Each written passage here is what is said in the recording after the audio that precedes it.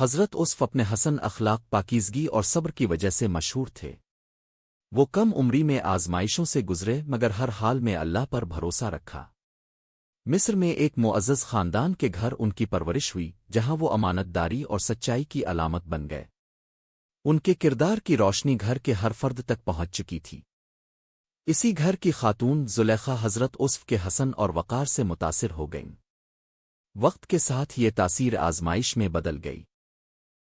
ایک دن ایسا آیا جب زلیخا نے اپنے دل کے جذبات کے زیر اثر حضرت عصف کو ایسی بات کی طرف مائل کرنے کی کوشش کی جو ان کے بلند کردار کے خلاف تھی، مگر حضرت عصف نے فوراً اللہ کی پناہ مانگی اور واضح الفاظ میں انکار کر دیا۔ ان کے دل میں اللہ کا خوف اور اپنے محسن کے احسان کا خیال غالب تھا۔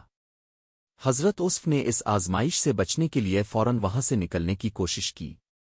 وہ دروازے کی طرف بڑھے تاکہ کسی بھی طرح گناہ سے خود کو محفوظ رکھ سکیں۔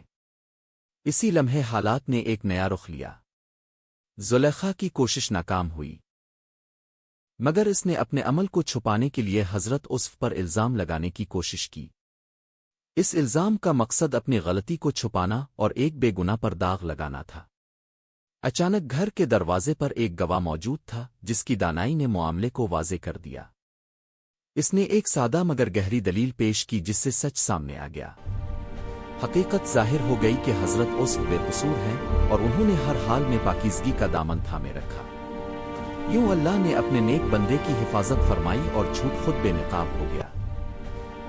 اس واقعے کے باوجود حضرت عصف نے صبر اور برداشت کا دامن نہ چھوڑا۔ انہوں نے بدلہ لینے سخت رویہ اختیار کرنے کے بجائے خاموشی اور وقار کو ترجیح دی۔ ان کے کردار کی یہی عظمت تھی کہ آزمائش کے بعد بھی ان کی عزت میں کمی نہ آئی، بلکہ وقت کے ساتھ ان کا مقام اور بلند ہوتا چلا گیا۔ یہ واقعہ اس بات کی واضح مثال ہے کہ سچائی وقتی طور پر آزمائش میں پڑ سکتی ہے، مگر آخرکار وہی غالب آتی ہے۔ حضرت عصف کا کردار انسانیت کے لیے ایک عظیم سبق ہے کہ خواہ حالات کتنے ہی مشکل کیوں نہ ہوں، اگر نیت